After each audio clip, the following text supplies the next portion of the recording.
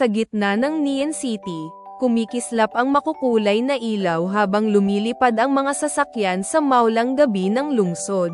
Mahilig maglakbay si Kai tuwing gabi habang pinapanood ang mga hologram na sumasayaw sa matataas na gusali ng syudad. Isang gabi, may nakita siyang lumang arcade machine na may mahiwagang mapa na kumikislap sa malaking screen nito. Ipinakita ng lumang mapa ang isang lihim na sky bridge na matagal nang nawawala sa Neon City ng gabi. Mabilis na sumakay si Kai sa magnetic train na dumaan sa makukulay na neon tunnels ng futuristic na syudad. Sa labas ng bintana, lumulutang ang higanteng hologram na mga isda sa ibabaw ng kumikislap na matataas na gusali. Pagdating sa floating market, sinalubong siya ng makukulay na ilaw at tahimik na lumilipad na lantern drones gabi-gabi.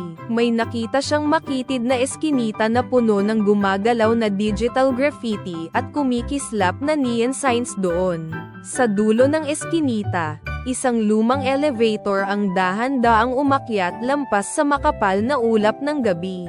Pagbukas ng elevator, isang tahimik na rooftop garden na may glowing plants ang bumungad kay Kai sa gabi. May maliliit na ilaw na lumulutang habang marahang tumutugtog ang tahimik na musika sa malamig na hangin ng gabi.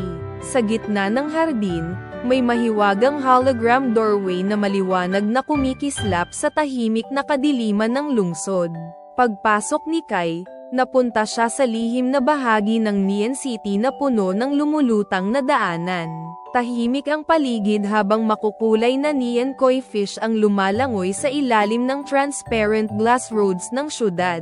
Sinundan niya ang glowing map papunta sa higanteng arcade tower na puno ng makukulay na rainbow lights sa gabi.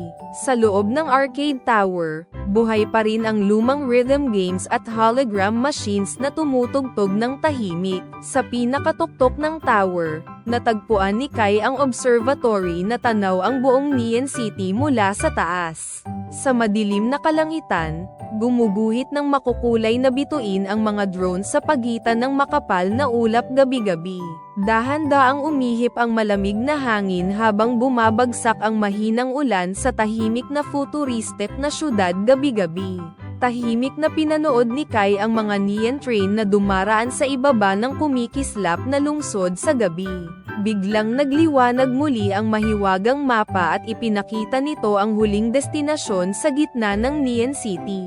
Umakyat si Kai sa pinakamataas na gusali hanggang makarating siya sa isang lumulutang na platform sa ulap. Mula sa itaas, kitang-kita niya ang buong Neon City na kumikislap sa ilalim ng tahimik na kalangitan gabi-gabi. Habang papalapit ang oras ng pagtulog, ngumiti si Kai habang humuhuni ang lungsod sa ilalim ng neon sky gabi-gabi.